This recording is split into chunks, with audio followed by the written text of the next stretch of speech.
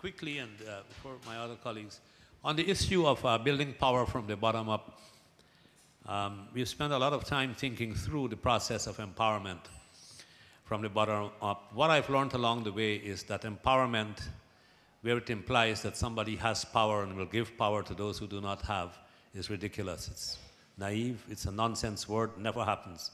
We know that power has to be taken. The strategy then that we have thought through and published this and tried it out here is the strategy. Step one, articulation. People have to begin to talk among themselves, and outsiders' role will be to make them more aware of what is possible. So articulation of the issues which confront them. Step two, mobilization. People have to form groups in order to take action. Individual voices are normally lost in the wilderness. Step three, and here is the big issue, there's a contestation that then takes place as people mobilize. There must be a contestation with the elite, with the establishment. And here is where a whole range of negotiation and facilitation techniques need to come into place. If you don't use that, then you will get violence, and that's how power will change. That is 95% of the time, power relations only change through violence. These days, of course, we have mass mobilization, mass protest, technologies which can allow that, media, and so on, and that distribution issue where contestation takes place. But finally, the fourth step in the bottom-up strategy must be confirmation of the power change in law, so that future generations will not have to fight the same battles. So that's a strategy that we would use: articulation, mobilization, redistribution through contestation, and finally confirmation. And for me, that there was a clear relationship between empowerment and the assets approach. Every time you start with needs, what I learned was that the hidden script, when you are talking with needs, starting with needs, the hidden script is, I have, you do not have, I will give to you. And that sets up a dependency syndrome. You begin a disempowerment cycle. When you start with you have, I have, we will share, you set the stage for a self-empowerment cycle through that strategy. So that's how I link the two. The other point on the primary, what's the role of government? I think the best conversation I have heard on the role of government in the ABCD approach took place yesterday afternoon in room 242.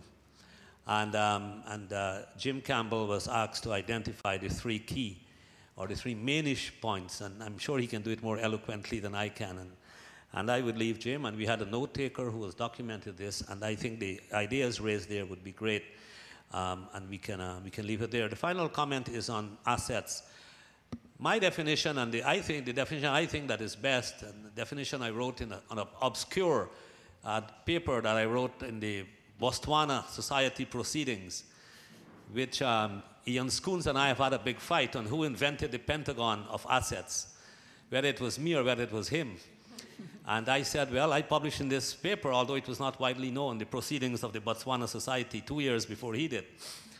But anyway, the assets, as I understand it, is made up of human capital, and that's individual skills. Social capital, that comes from groups or networks. Physical capital, which is the built set of assets that we have.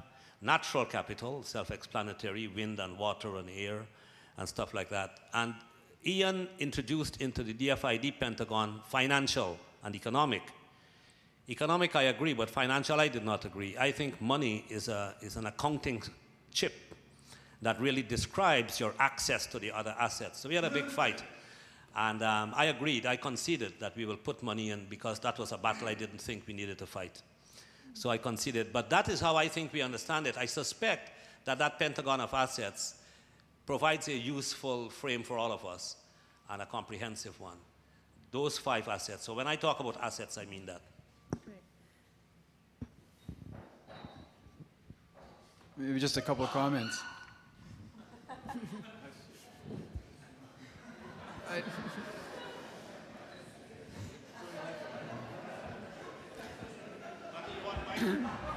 It's one of our, yeah.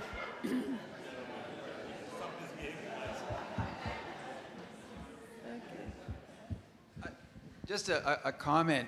I think there's a danger in trying to be too precise with our definitions. This is, how many angels can dance on the head of a pin? You don't want to ask that when you see it.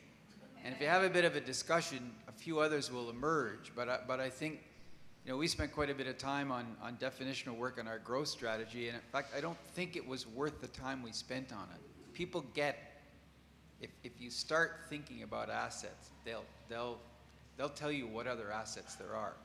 We've worked on 5 capitals in our growth strategy, which are like the 5. Our guru, now retired, he's coming up with a 6th one, which he calls emergent capital.